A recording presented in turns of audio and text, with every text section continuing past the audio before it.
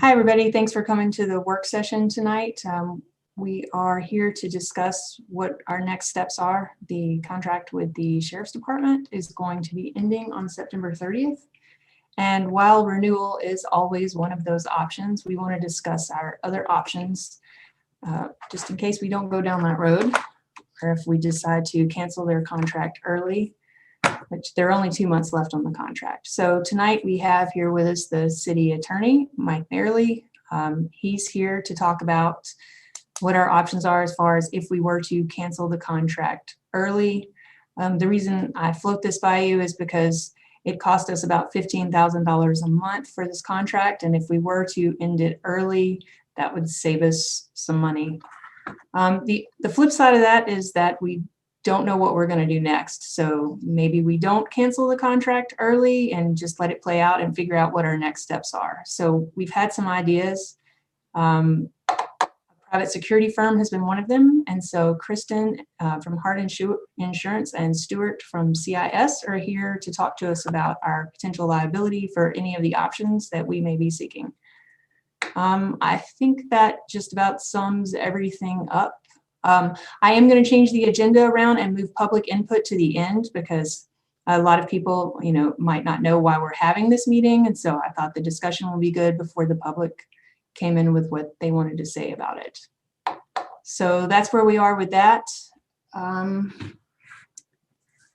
Yeah, so if any counselors have any questions or suggestions. I would really like to include the option in discussion tonight, the idea of seeing whether or not Rogue River would be willing to negotiate with us on a partial share of one of their police officers rather than the sheriff. I think we might be able to negotiate for a cheaper contract with Rogue River, as well as Rogue River is closer and their response times might be better. And they're used to dealing with small towns as opposed to the county, and they might be willing to do our code enforcement as well. I think we might have better luck negotiating with them. Along those same lines, maybe Central Point too. I mean, maybe Rogue River first if that falls through. Central Point I don't have a preference, but they're both adjoining us, so makes sense to approach either of them.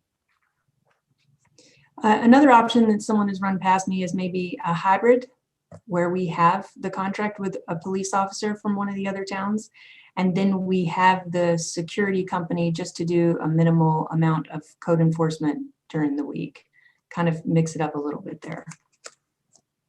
So I did want to mention, if you do want to talk about whether or not we should cancel the contract or whether we should wait until we've discussed all our options so that way we have something in place. Here's my question though.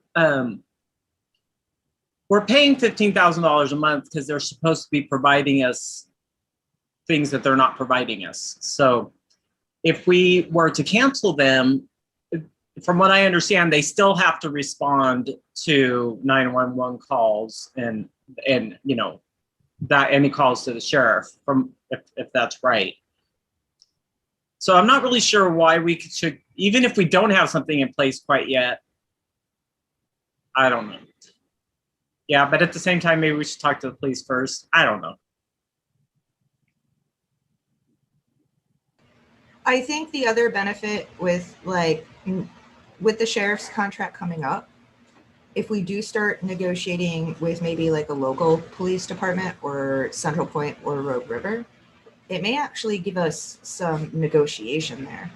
Because right now, our only option is the sheriff's contract. That's what we have that's what we have the numbers for. That's what we know. And so the sheriff can say, oh yeah, it costs $25,000 extra this term.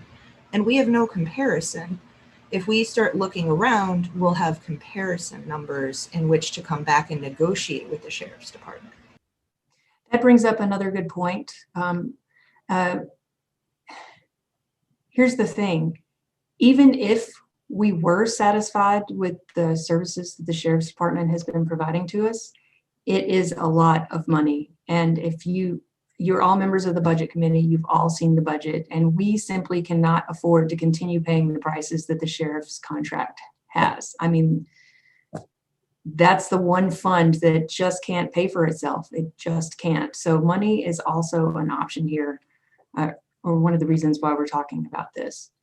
Mike, did you want to add anything about the contract? I mean, if we did want to cancel it, we're within our bounds to cancel it, right? Yes. Under subsection 10, you're required to give them 30 days written notice.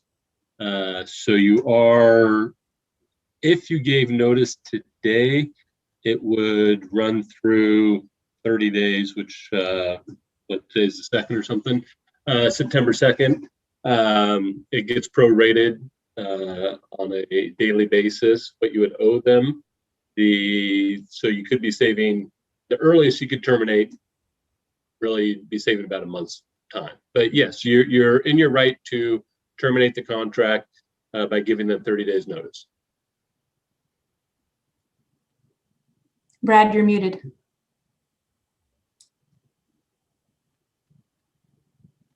Jessica, as the point person on this issue, have you talked to either of Rogue River Central Point Police Departments as far as a share arrangement? And number 2, have you talked to anyone regarding the hybrid arrangement? I haven't talked to either one of the police departments yet. No, we have been in contact with a private security firm just to figure out how much it was going to cost. And sorry, somebody's outside. And it's a lot cheaper. We just, Yeah. Let me pull that up. We just wanted to get some estimates. Where is it? I have too much in my email. There we go. So, and that is why Kristen and Stuart are here to talk about how it would affect us if we were to go with a private security firm. We just ran something by them and said, hey, we want you to do 2 shifts a week with no less than 10 hours a week of service, and they would charge us approximately $35 an hour. So it's a big cost savings. But as far as our liability goes, I don't know. So that's why Kristen and Stuart are here. Kristen and Stuart, we'd really just be wanting to use them for code enforcement. I think mainly we wouldn't be using them as our police force, although they have told me they have the authority to detain someone until the police show up. So why don't you give us some of your thoughts about this from an insurance standpoint? Okay. From the insurance standpoint, I've already talked with Don Libby, and in fact, we just placed coverage for him, and he's currently carrying $1 million of liability coverage, which is not adequate for the city. If he was to choose to increase that coverage, my guess he'll pass that cost off onto the city. Just working with him on this other project right now. I do work with Rogue River as well, and that police department's pretty stretched. They've had a difficult time keeping staffing there due to some employee issues there. So I don't know that the chief is going to be able to extend any personnel just because they're trying to cover their own shifts right now. But this has changed slightly from when we first talked, Jessica. It sounded like they were going to be doing patrolling. The security firm, you mean?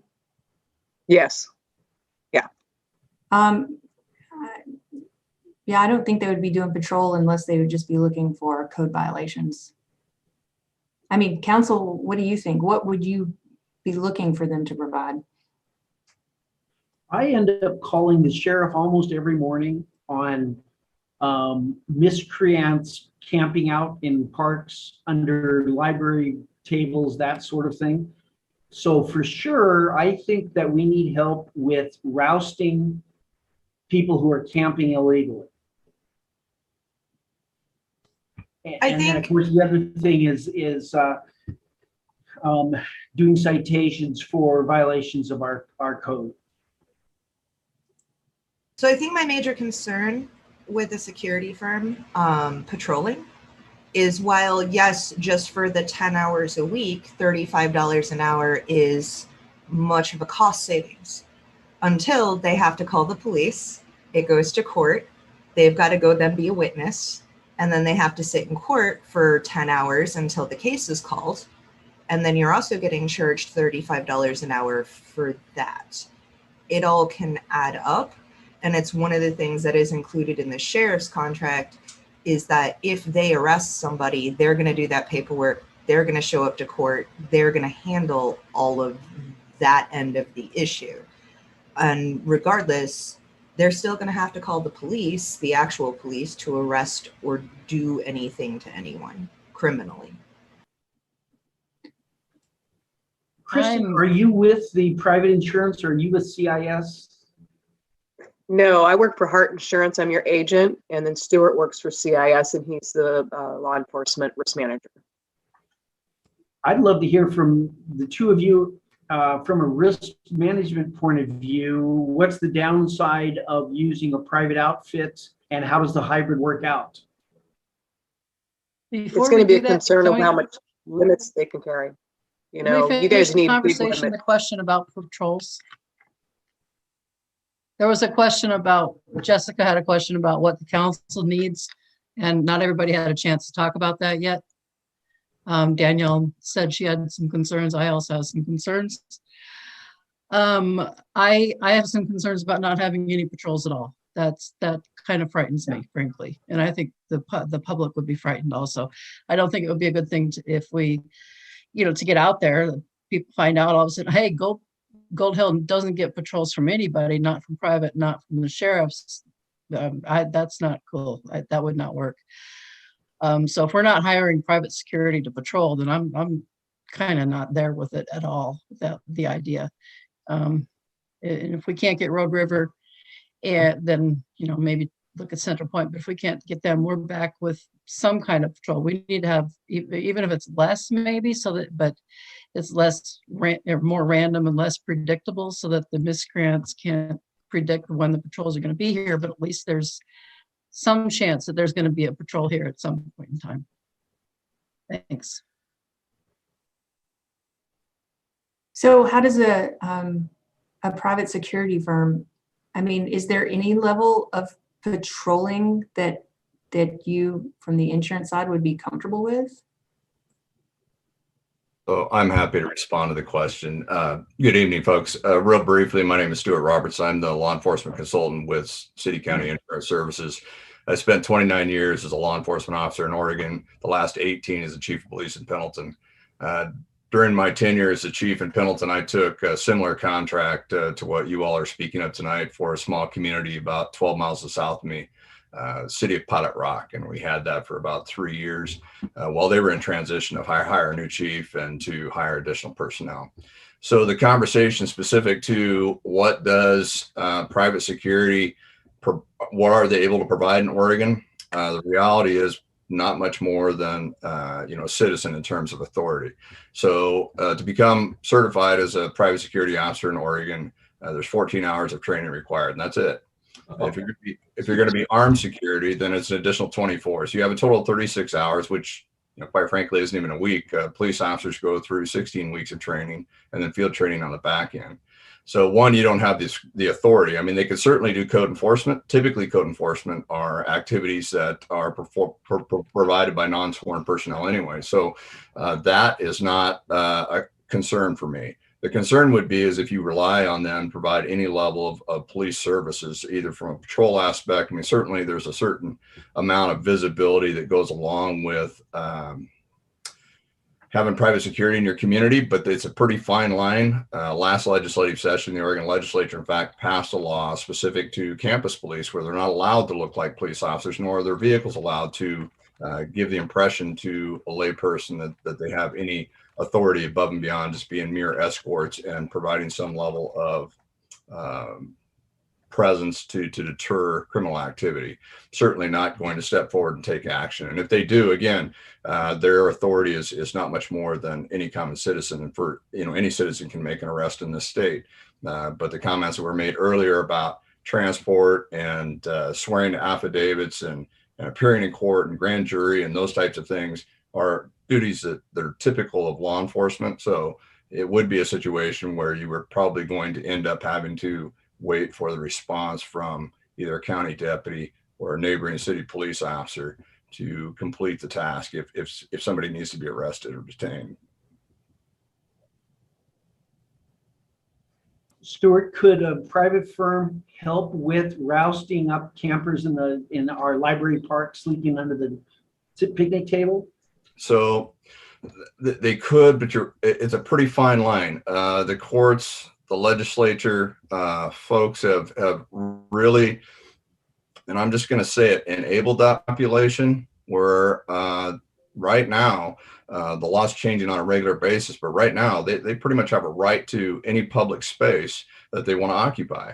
And so if you have folks who aren't well versed and aren't continually being updated on the latest court rulings, the liability becomes tremendous if you start rousting these folks, so to speak. I mean, you have a community not far from you in Grants Pass that had this experience with the population. It's one of the landmark cases, one out of Grants Pass and one out of Boise, Idaho, that is really driving not only the conversation, but the court action specific to arrest activities, trespass activities, cleaning up campsites, other things.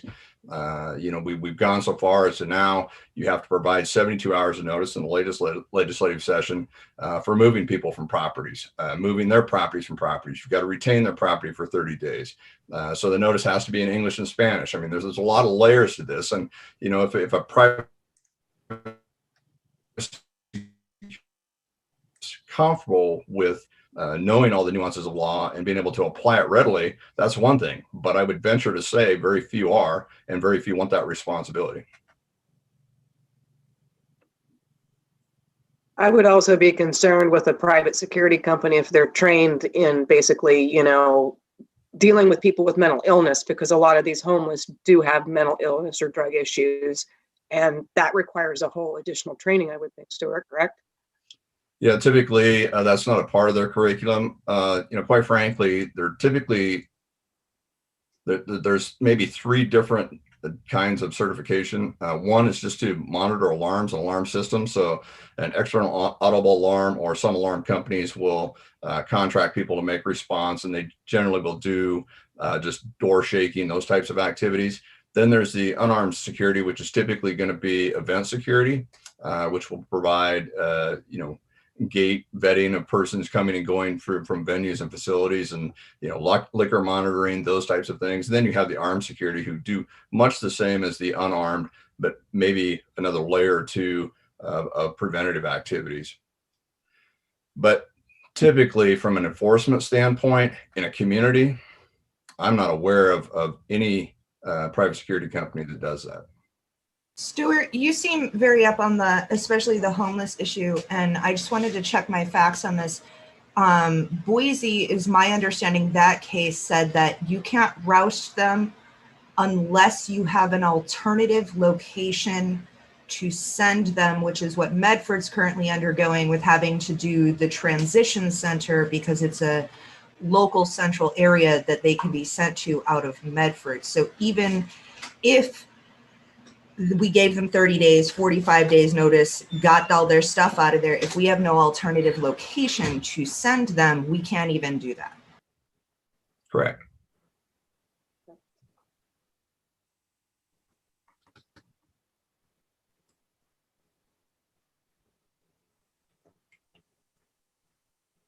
So it sounds to me like having a private security firm do patrol is not going to be an option. No. But they I can, don't believe it's a safe option for the city. I just don't believe so, because even if we can get the liability limits out of him to cover the tort, you guys are provided tort cap limits right now to where you can only be sued for so much, but that's increasing every year, and it's about 2.3 million right now. But if any of these ever turn to a civil rights, which we're seeing some of these police actions turn into civil rights suits, those go federal, and we've got no cap to protect us. So we could collect 3 million in coverage from this private security company, and if it happens to go into a civil situation, we're not going to have enough coverage from them.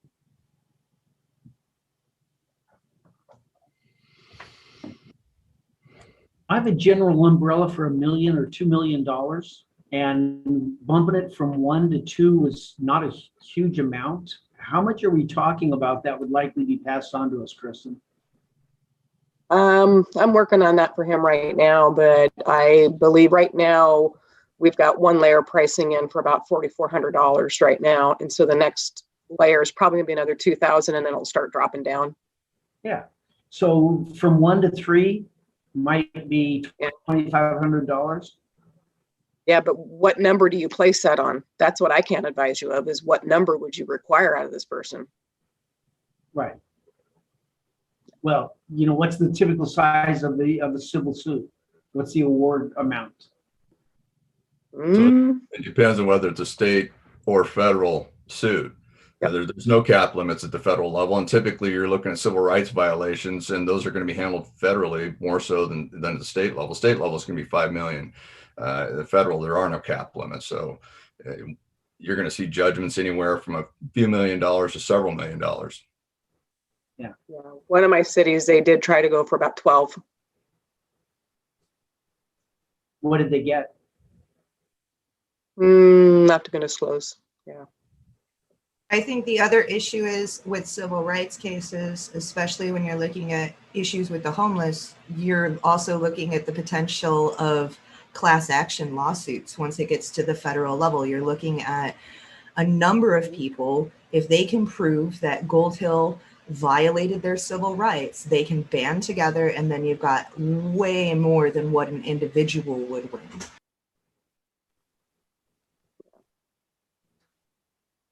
So And when again, I, you guys, it's going to be the scope of work that you're trying to design for this. You know, if it's a security patrol, what's the scope of work look like for that versus, you know, when we hire or try to contract with another police department.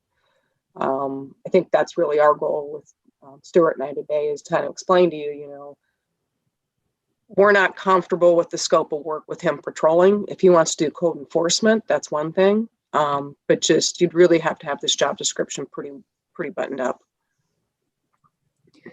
so maybe that's an option we consider. If I talk to the other police departments and they aren't able to provide us with another officer, maybe we do some kind of thing where the security does the code enforcement, and then we renew our contract with the sheriff, but for way less hours than what they're doing now. Some kind of hybrid there. That could be an option. I think we might consider a hybrid even if the other police departments are Yeah. willing to do it, and have them patrol and then have private security do code enforcement.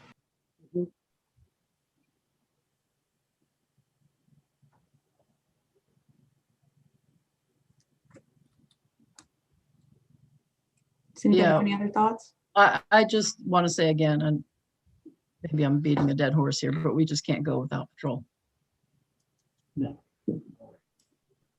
No, if we can maybe, you know, is there any negotiation room with the sheriff's office for some reason? I mean, is there anything we can do to, you know, negotiate a lower rate with them? You know, aside from asking for, you know, fewer hours of patrol, you know, I don't know, is there some grants out there or something? As far as money is concerned, something that I did want to bring up in this meeting was the idea of looking into a special district. You can look into special districts for water. You can look into special districts for sewer, where you can, under Oregon law, you can have the citizens vote on a special tax levy for that district. Medford does it, and that's how they pay for general utilities, storm, sewer, water. You get a special district tax levy. And I was wondering whether or not Jessica would be willing to look into a law enforcement special district and see whether or not put it to a vote, see if our citizens are willing to pay $4 or $5 a month in order to afford police coverage. I did look into it already. I don't know if you all had a chance to read that document that Malia passed around about the taxes, but it kind of explains it a little bit in there. So I talked to the elections office. Basically, we need to run it during a regular election. And then as long as people show up and vote and it passes, it passes. If you do it on one of the off elections, then 50% of the registered voters in the city of Gold Hill are required to turn out. And so we have just over 1,000 registered voters, which would mean at least 500 would have to turn out. And since normally we only get like 300, we're going to need to do this on one of the regular election cycles. But it can be done. I was going to suggest it anyway. We need the revenue somehow. We have one of the lowest property tax rates set by the state. I mean, it's ridiculous how low the property taxes are in this city. I know people don't believe it because they just say, oh, I hate paying taxes. But if they ever actually looked at their bill, they'd realize they're paying nothing for property taxes here. So there's room for them to give a little more towards this. We just have to start a campaign of convincing people that they need to vote for it. And I think that's a really long-term conversation. And I want to point out our election turnouts usually are really, really low. But at the last presidential election, the turnout was close to 80% in Gold Hill. So we want to tie that to an election Yeah, year. exactly. Presidential election year is the only way we're ever going to get turnout.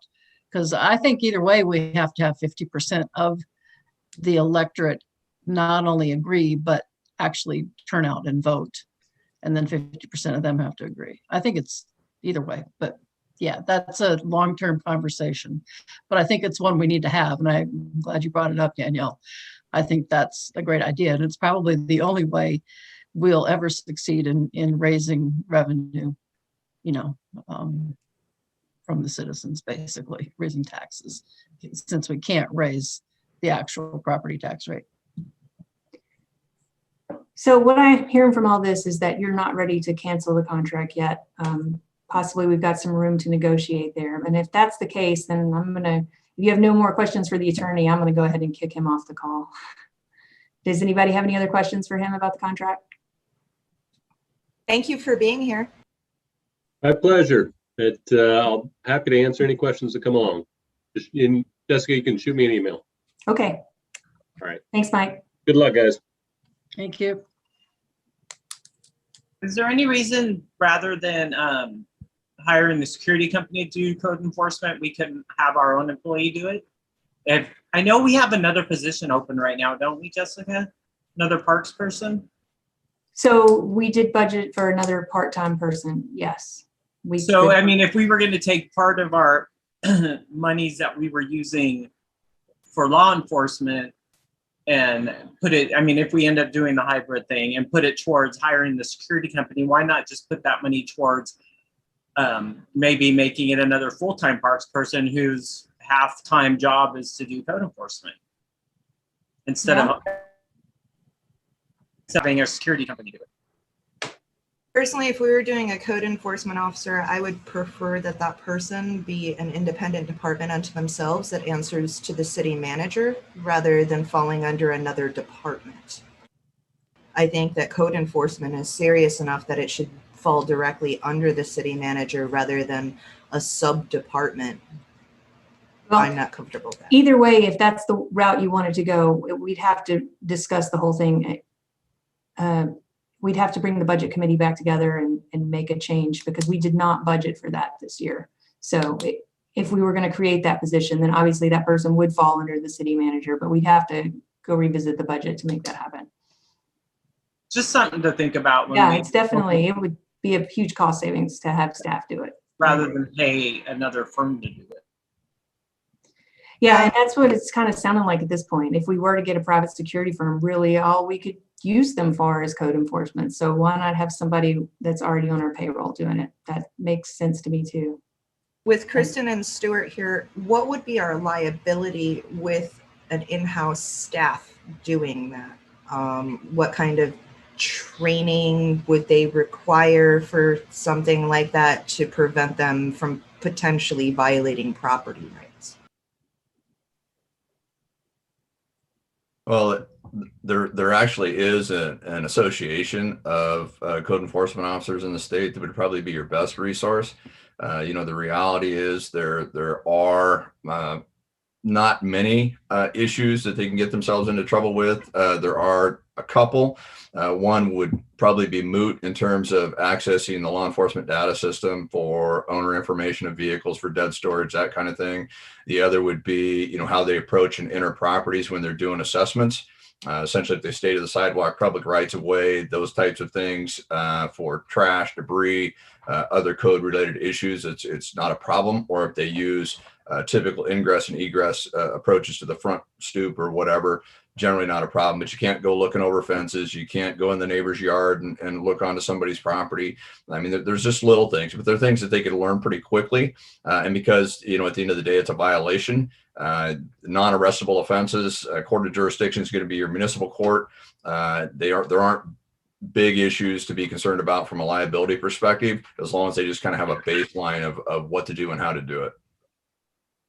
So that brings up a good point. As long as we've come around full circle now and we're talking about having staff do it, why would we not just have a police officer on staff? I mean, how would that affect our insurance? Would that be something that you would consider? We would then have our own person here all the time that could do everything. What do you think? I can Sounds tell like you a good that idea to me. I can tell you This that thing- a lot of the citizenry here in Gold Hill would not be comfortable with that, considering issues that came up with Gold Hill's previous law enforcement when they had it. And when this workshop came up, I got a bunch of phone calls that said, I do not want Gold Hill to have a police officer. Apparently, we had a lot of problems with previous police officers here in Gold Hill. Kristen, you could speak to that. You've been with the city for a long time. Have we ever had any trouble with police officers that affected our insurance? That was before my time. There was no police officers when I took the town over Okay. years ago. So I've got no history with that one at all. But as far as you employing your own police officer, those same things are going to apply. We've got $5 million in coverage unless it goes to federal, unless it's a federal lawsuit, and then we're uncapped. Some of our clients are now purchasing up to 10 million per occurrence, and we can get 15 and 20 out of CIS. It gets pretty expensive after 10. And I know that when we originally started talking about this 3 years ago, I ran the numbers on what the going rate for a police officer is, plus training, plus patrols, plus because in order to do patrols, they're going to need a squad car. And so on top of that insurance, and you're looking at just general operations costs, you're looking at about $200,000 a year to run our own police department. So maybe that brings us back to that, what we talked about originally months ago when this all started. Maybe we can convince the sheriff to negotiate a contract with us where they provide one person to us for 40 hours a week. Or less. I don't know. But I think having somebody dedicated to do everything, I like that idea.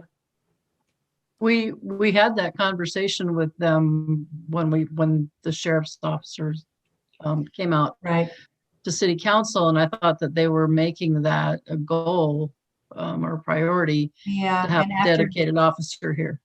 after that conversation with him, when I circled back with him to see what he'd come up with it, he said no. That just wouldn't work for them. But we could revisit it as part of our contract negotiations. What about approaching Central Point? Yes, I'm going to talk to both Rogue River and Central Point about our options there. Maybe even Jacksonville too. I mean, they're a Yeah. little bit further, but Does Jacksonville have their own PD? they do. Yes, they do. Yes.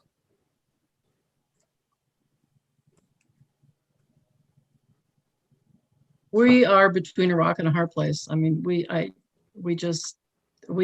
have to kind of take whatever bone the sheriff's office offers us, because there just aren't any good choices after this conversation. It's pretty clear to me. So, whether we can, hire somebody separately to be code and ordinance, I think that's the only wiggle room we have here, and aside from maybe partnering with another police department. I do agree with Malia. Non-patrols is not an option. I brought this up before when I worked at the VA. They get a lot of vets coming in for care. And one of the chief things I heard while I worked there is my plan after I leave here is to get an RV and go to Gold Hill because Gold Hill doesn't have police. And that was just a short time ago. And it gets around when a town in the area doesn't have police and doesn't have patrol, and they're not going to come roust you out. And yet, we need to, if we do want to try and rouse those people out, we have to walk a really, really, really, really tight line. I think we need to be really careful about trying to rouse people out because of what happened in Grants Pass and what happens in Boise. You know, we could be sued, you know, so big time. It's just, that's not the thing to be doing. However, we can't allow them to take over our town. That's completely unacceptable for them to, when we have rules, they can't just break them and say, screw you, sue me. Well, the Supreme Court has said that they can, actually. Well, So they haven't. yes, they can. So we need to provide an alternative place for them. That's, you cannot So- rouse them out unless we have a place to tell them to go to. While we have Kristen and Stuart here, that was a question that I had for the insurance company. We do have parks that are undeveloped, such as Lampman Park. If we were to designate an area of our park as a place where we could say for 48 hours, you can set up a tent here until you can get a bus ticket or wherever it is that you need to go, would that be considered legally an alternative place rather than on the public right of way? Stuart, is that considered providing adequate housing for them though? No. Just a space versus a shelter? Yeah. So, and in fact, there was even an extension of this in the last legislative session. There's 31 bills essentially that are going to become law that came out of this last session that are law enforcement related. That's one piece of it, because several cities and counties were kind of walking through the minefield, so to speak. Even in my own community of Pendleton, that we created an ordinance that basically said you could be on public properties and public places between X hour and Y hour. And for us, it was, I think, midnight to 6 a.m. So where they could be right in the middle of the sidewalk or on the parkway or whatever the case may be, because of kind of the open-endedness of the case law. So the ordinance was passed and they had to go and just massage it a little bit based on what came out of the legislature this session. So certainly the city doesn't have, or at that time didn't have, an option. Now they've got a motel that's been taken over by a local service provider specifically for the homeless. But in that particular time when the ordinance was passed, there was not a viable option. So they had a right to public spaces and places. What we were trying to do is keep them off the sidewalks and off of public rights of way, so they weren't obstructing either pedestrian or vehicular traffic. And it was a very successful move for the most part. And we communicated with them and gave them plenty of notice about what would happen and could happen if they chose to violate that. And so things were going along pretty smoothly. But again, the city benefited from having a service provider that was able to purchase a motel with grant funds, and now they have that option available. So it's a better resource. But in terms of just designating a single section of property, doesn't quite work. Very early on, there were communities that tried that, and it didn't pan out for them. But there's also the transition center, which has gone up in Medford as well. Well, I think if you try to say you have to go to Medford, you got to provide transportation. Yeah. Can we do that? Can we send them to Medford? And if we gave them bus fare to get there? I don't think Yeah, so. but are they going to go? Are they I going to think go? that's You know? that's one of the problems is a lot of our homeless here are Gold Hill kids. They grew up here. They have family here. They have ties here. Even if they don't have family directly here, this is what they know. And even when they go to Medford for services, they come right back here. After they're arrested by the sheriff, they come right back here because this is what they consider their home. That's not true. Some of them, I see these homeless every day. I walk the path every morning and it's different people all the time. And they're older people and they're traveling people. And it's not, we do have the few kids. Yes, we do have our veteran homeless people, but the majority of them are not from here. They're just coming here. It's just not true. I'm not saying the majority, I'm saying a lot of them are from here. And so even if we send them to the transition center, that doesn't cover them. They're just going to come right back.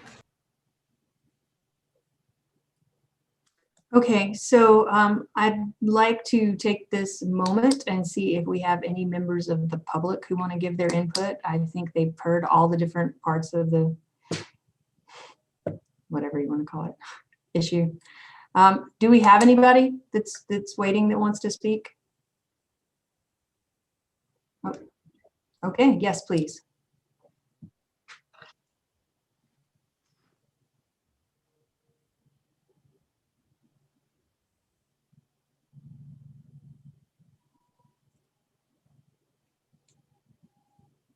Hi, Carol. Hi, do I You're on. What would you like to say? jump in? Okay, I'll leave it like there. Okay. Let's see. Oh, wait now. Oh, I went away again. Oh, sorry. Okay. All right. Okay. Welcome Well, back. thanks. Okay. Well, this has been a really interesting. Yeah, this has been a really interesting conversation because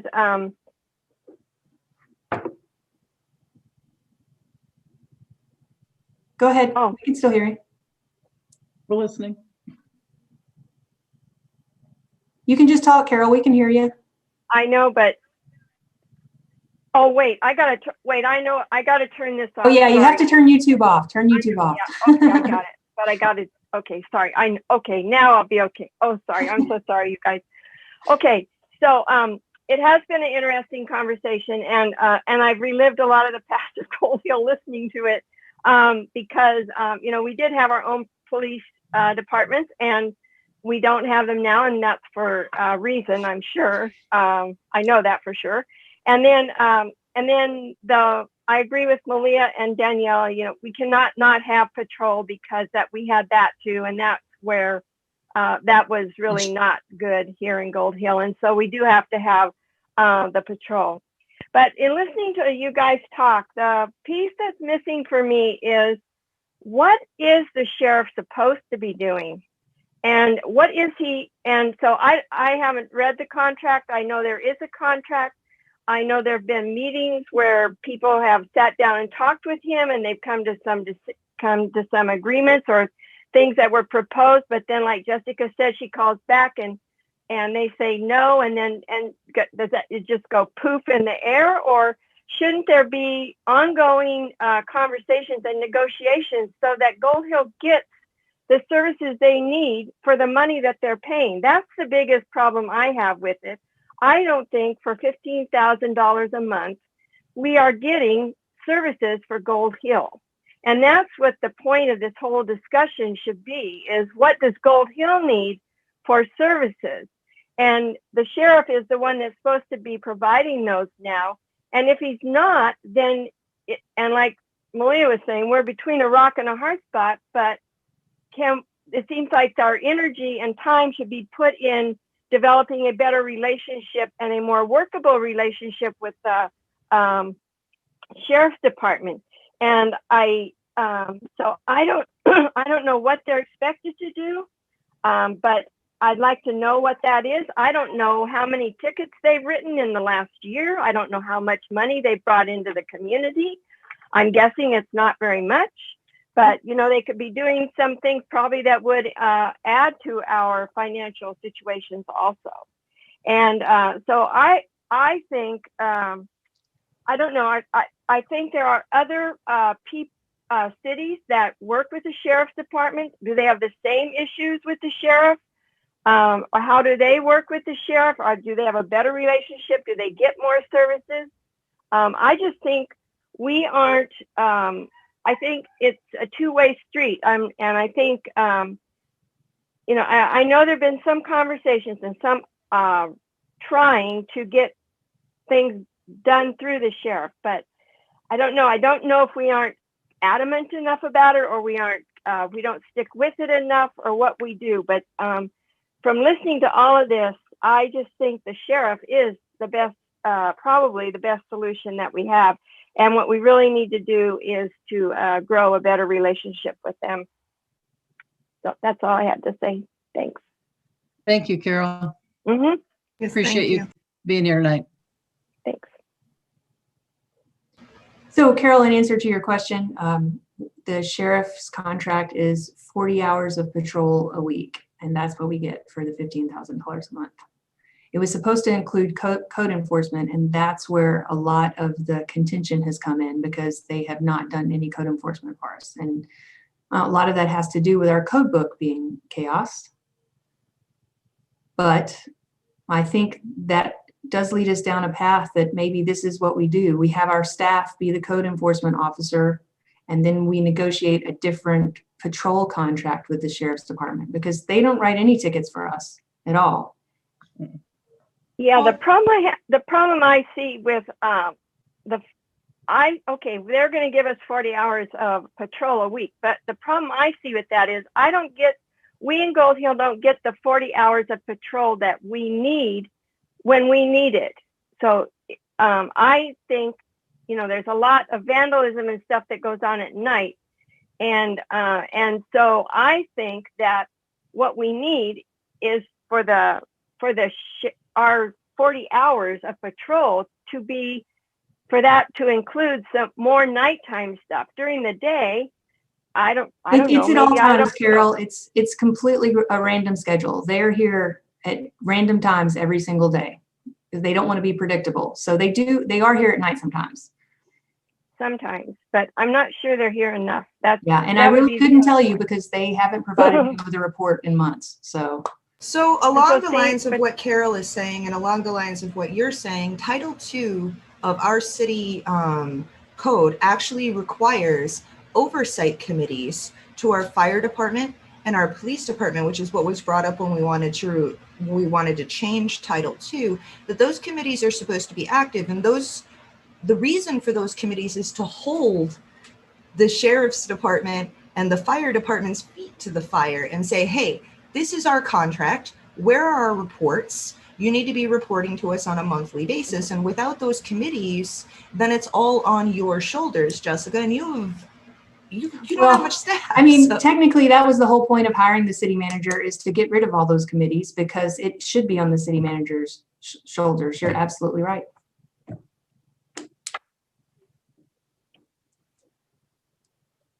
So, okay, well, I think we've got enough food for thought here. The task I'm taking away from this is that I'm going to reach out to all of our local police departments and see if they are interested in it all in sharing one of their officers with us for a start. I'll also reach out to the sheriff's department and see what they think about our contract renewal and what they have to offer us. And I'll mention some of what we've talked about here tonight. Yeah, that's where we'll start. Jessica? Yes. Yeah, may I suggest that you give Tom Corrigan a call up at Shady Cove because they've had a contract with the sheriff's department for a very long time and I've never heard of any problems. Yeah, that and they they've got had. assigned their own police officer to stay there for the 40 hours a week, but somehow we don't get the same consideration. Yeah, I don't understand why. So, Yeah, you might give Tom a call and find out how they negotiated that. thanks, Kristen. Yep. All right, if nobody has anything else to say, I'm going to wrap this up now so you can have a 10-minute break before we start the council meeting. Remember that it's a different link than this one, so go into your email and find the other link for the council meeting. Thank you so much, Kristen and Stuart, for being here tonight. Does anybody have anything they want to add before we go? Thank you, guys. Okay. No We'll see you problem. in 10 Have a minutes good then. evening. Thank Okay. you. Good night. Good night.